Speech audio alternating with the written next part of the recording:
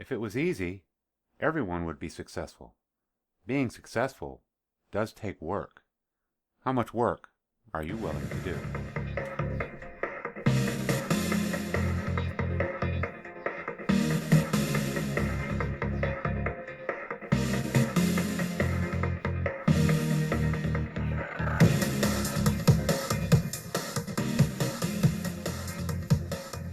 Hello, and welcome to the Surging Forward broadcast, where we're helping you to have a positive view in a negative world.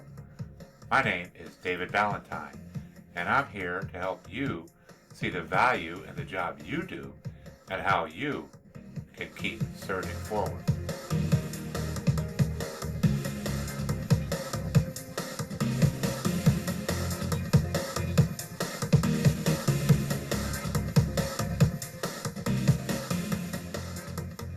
Hello, and welcome to the Surging Forward podcast, where I'm here to help create a positive view in a negative world.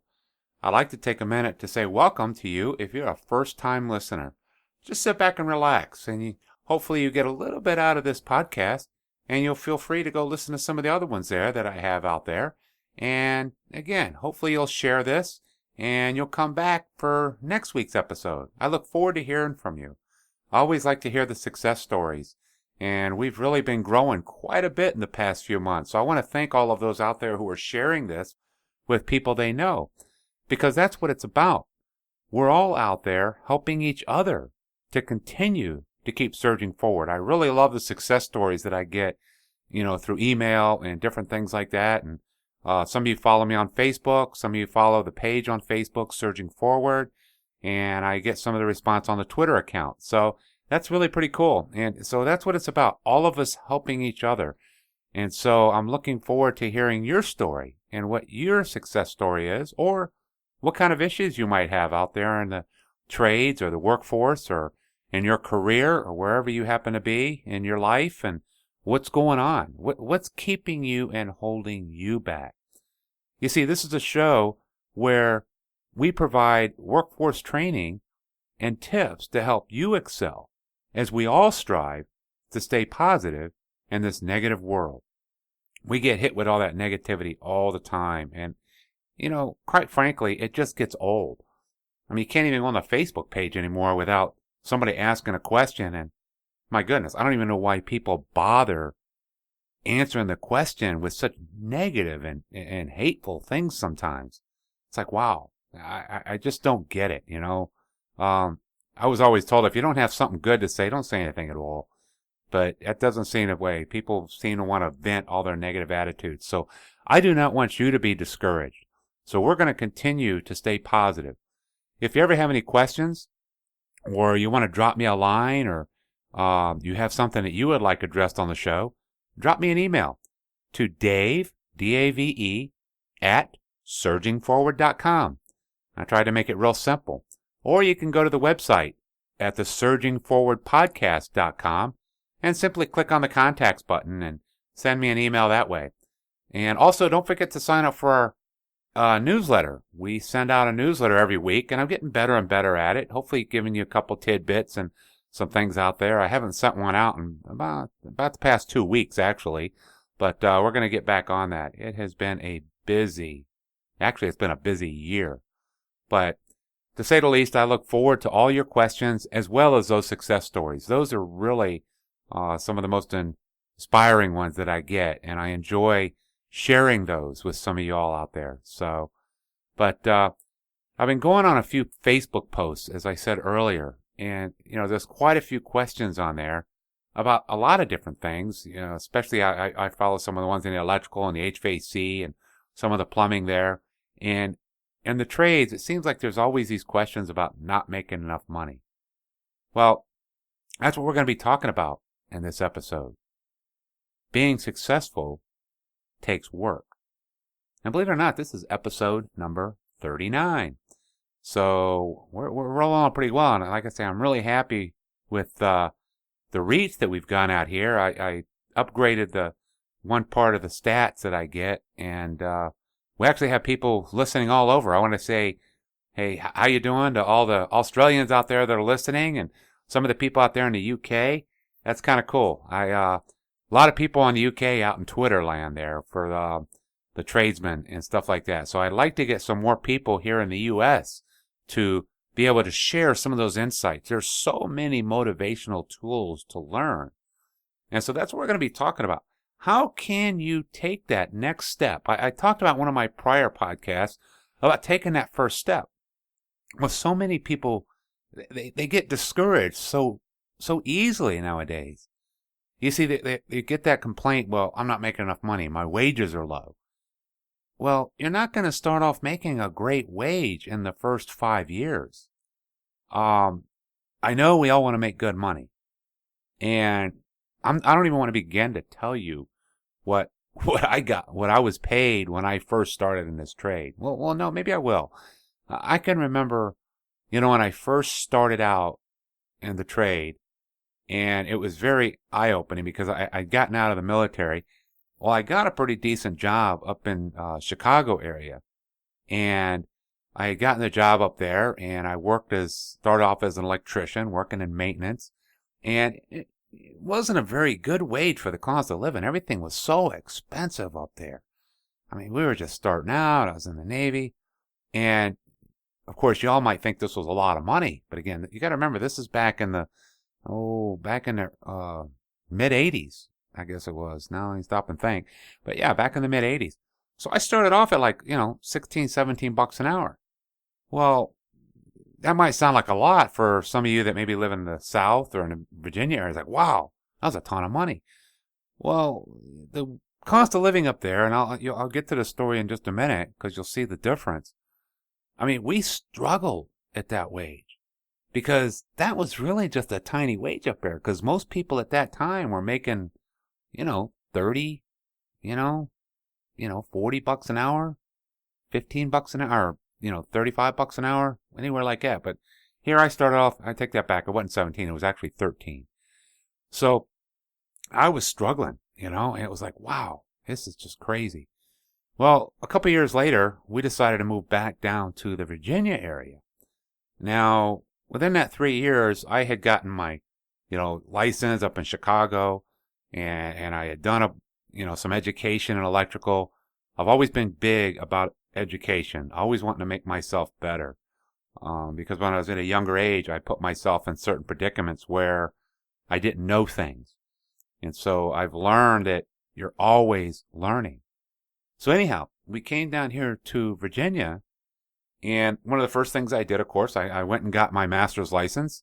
And this is, of course, I think it was in like 91, 90, somewhere around that time. And I went and got my license, so I went out to go get a job. Well, lo and behold, they offered me a job at $7 an hour. I'm like, you got to be kidding me. But you know what? I also found very quickly that the cost of living was a lot lower.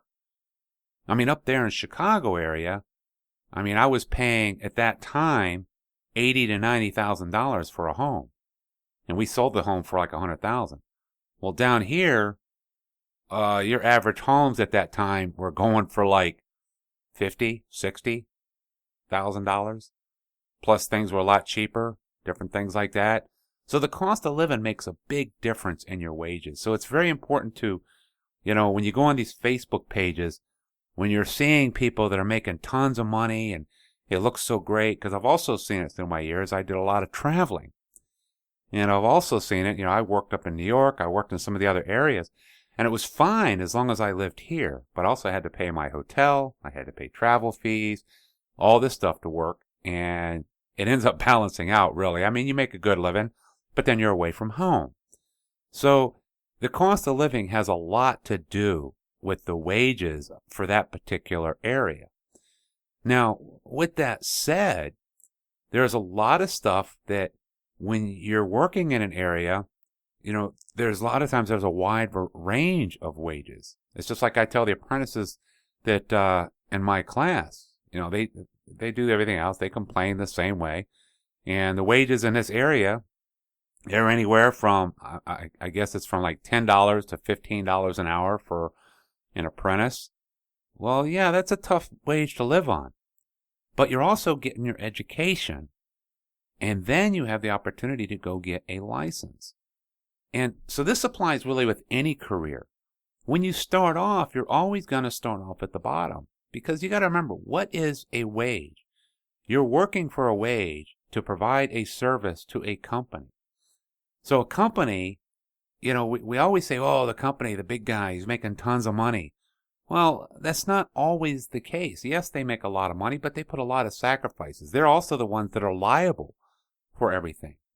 So when we go to work for a company, they're paying us for the amount of skills that we have. If you have very little skills, then you're going to get very little pay. And I get a lot of people all the time in the apprenticeship program also, they'll say, I don't really need to know that for what I'm doing.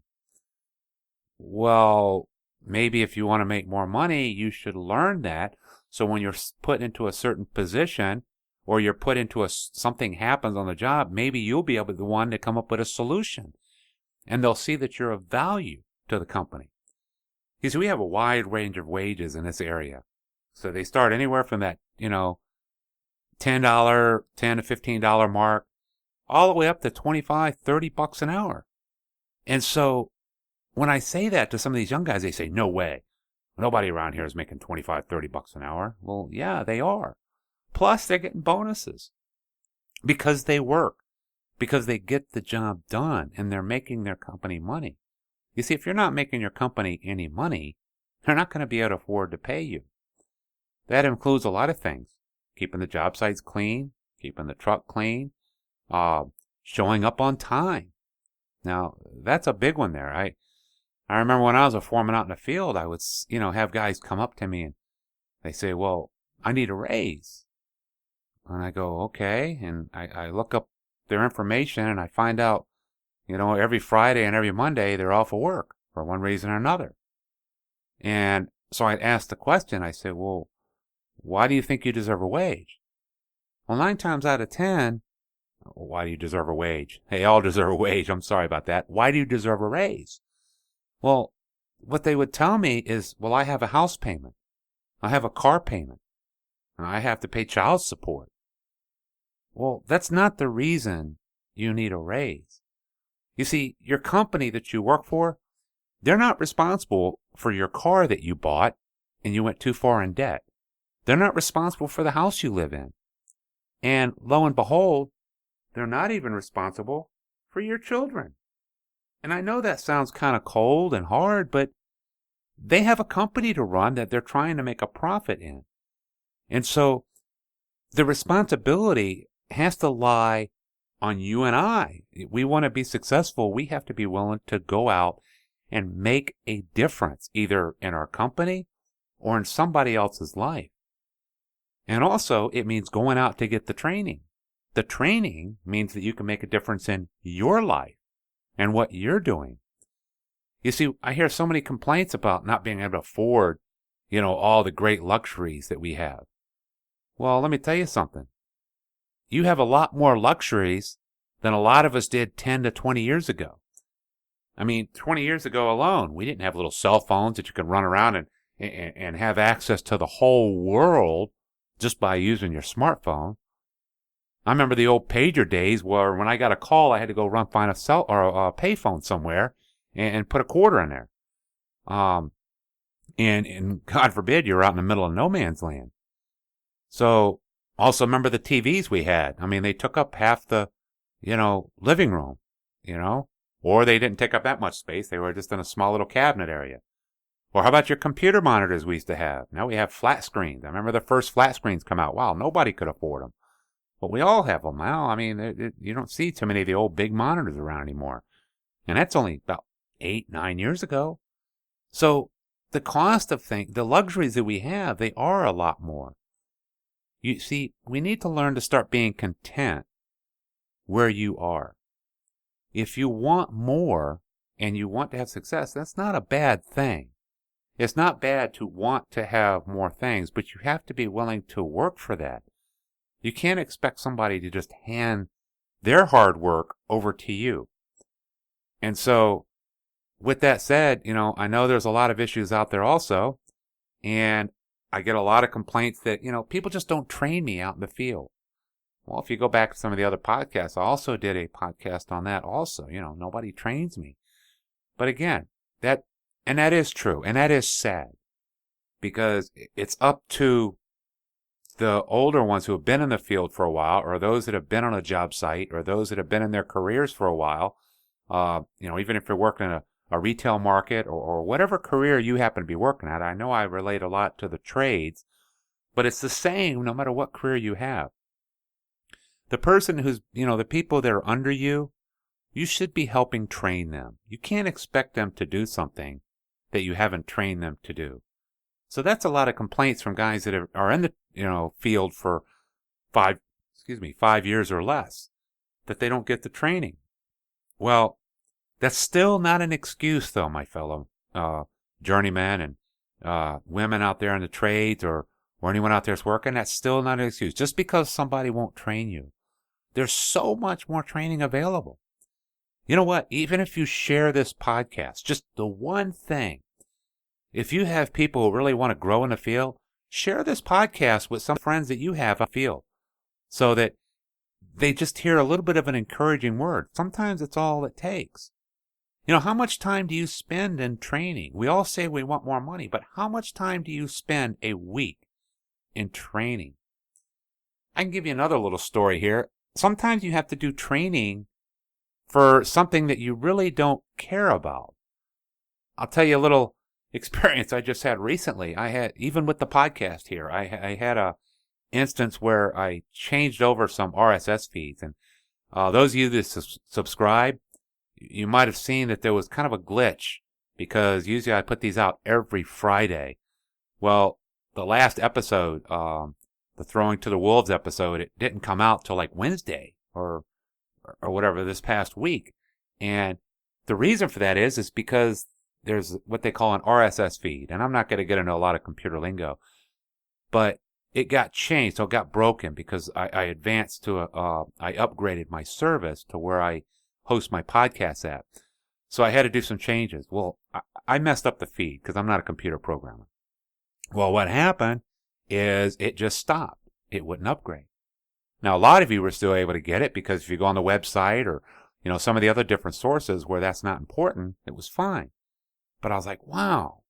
So I had to go learn something that I don't even care to learn. My son's a computer programmer. I have no desire to look at all that code. But with the advent of Google and all the information out there, I was able to research. And no, it didn't take me 15 minutes. It didn't even take me hours. It took hours and hours. It took me over almost a week to get it straight, because I had actually fixed it before the Going with the Wolves. I thought I had, but it didn't. So then I had to work on it even more. I spent all my time in the evenings working on that. Now, that's something I'm not even ever going to use. And yes, I called in some friends to help me out. And it was a tough thing to happen. We had to do all these reroutes and write this code. And I have a new, understanding of coding for guys. And I really feel for those guys that have to do that. But how much time do you spend a week training? Even when I wasn't doing that, even preparing for this podcast, I spend at least an hour preparing and researching and getting into some things for this podcast that I do. This podcast is only about 20, 30 minutes, and sometimes a little bit longer. This one's going a little bit longer here, but that's okay. But I spend time on that. Now, you talk about busy schedules. I can give you a schedule. I work all day. I have my 8 to 10 hour job that I work on the job sites. I teach 2 nights a week until 9 o'clock at night. I also, in the process of writing some courses, I'm trying to get some other courses together, and I find time to do the podcast. In the middle of that, I'm also training. I also take time. I spend at least 30 minutes to an hour each week getting training in, guess what? The electrical field. What do? I'm electrical. So I'm always reading articles about electrical somewhere, learning something in the field, whether it's ECNM magazine, whether it's some of my cult stuff, whether it's a magazine or something on Facebook or some kind of training, probably about an hour a week. How much time do you spend in training to get that extra wage? I get people look at me all the time and they think I make big bucks. Well, actually I make less now than I did when I was out in the field as a project manager, because I got paid by the hour and I worked a lot of overtime and did what I had to do, and I made pretty decent money. But I'm happy with what I do now, and it's about making your life better. Success isn't always about the money. It's about the knowledge. The more knowledge you acquire, the smarter you become, the more successful that you can pass that on to others. And then you become influential. And then you become a valuable asset to your company. You see, that's the key right there. Because when the layoffs come and when the work slows down, when you're valuable as an employee, first of all, for the most part, most companies will be paying you halfway decent or very well. They don't want to lose you because you're an asset. And so it's a partnership, guys. It's not just by what I can get out of the man, because that will catch up to you after a while. Because all through the years, I've seen people come and I've seen people go. I've seen people make a ton of money. I've seen people lose a ton of money. Okay? But what are you doing for your training? So take that next step. Now, I'd love to hear your thoughts on this one here, on this podcast. I'm sure there's some other people saying, I'm crazy. I deserve to make this amount of money. Okay, why? I'd love to hear experiences. Why do you deserve to make this kind of money? The thing is, it's just like an auction out there. We say a certain piece of art is worth a certain amount of money. Well, that's great. But you got to find somebody to pay that amount of money for it. I mean, we all think we're worth more than what we really are. Let's face it. So, again, send me your thoughts and, let me know what you think and also your experiences. But most important, I would love to hear your success stories. So send those to dave@surgingforward.com. And like I said, I will get back to you. And keep in mind also, if you do want to get some training, and if you'd like to take a code update course for your tradesman license, whether it's whatever it happens to be, HVAC, and we even have tow truck training now. It's kind of cool. I think Texas has the tow truck training. And also for operators, water operators, we have those now also. But you can check out our new website at affordablecodeupdate.com. Or send me an email, and I'll send you the link on that and let you know where that training would be at. So, and we also have the prep courses. They're available for you if you want to get your contractor's license or your tradesman license. If you're a helper or you're an apprentice and you need help to try to get your journeyman's license, no matter what state you're in, check out our new upgraded website at www.surgingforward.com, where we now have the code update courses for tradesmen in all the various states, plus the exam prep courses to help you pass your journeyman's or your master's license. And if you're listening to this podcast and you want to get a discount, just send me an email to dave@surgingforward.com, and I will do my best to help you out and guide you wherever you need to go. So, like I say, I have no problem helping out others. Most of the advice I give is free. I coach people. I've been helping a lot of people out. So hopefully you can take advantage of it now while I still have a little bit of free time left. I'm really running out of free time because I said how busy my schedule is. I also take time to spend time with my wonderful wife, and she's put up with me for, let me stop and think now. It's been about 33 years now that she's put up with me, and we'll be having our 33rd anniversary coming up in May. So I might take a little bit of time off even. Hopefully I'll have to record a podcast beforehand. So, I do take time for her also. But if you enjoy the show, please go ahead and subscribe, as this does help the ratings, whether it's in iTunes or whatever you're listening from. Go ahead and subscribe to the show and, leave a review if you'd like to. But most of all, more important to me, if you send the emails. I'm not really too concerned about the reviews anymore. I'm more concerned about helping you as an individual. So remember, you can go to the website also to surgingforwardpodcast.com, and you can listen to any of the past episodes that are there or from whatever site you're picking up the podcast from. You can take a look at them. So again, thanks for listening. Don't forget, check us out on Twitter and Facebook at Surging Forward, and we're looking forward to hearing from you. And in the meantime, until next week, stay safe and keep surging forward. God bless.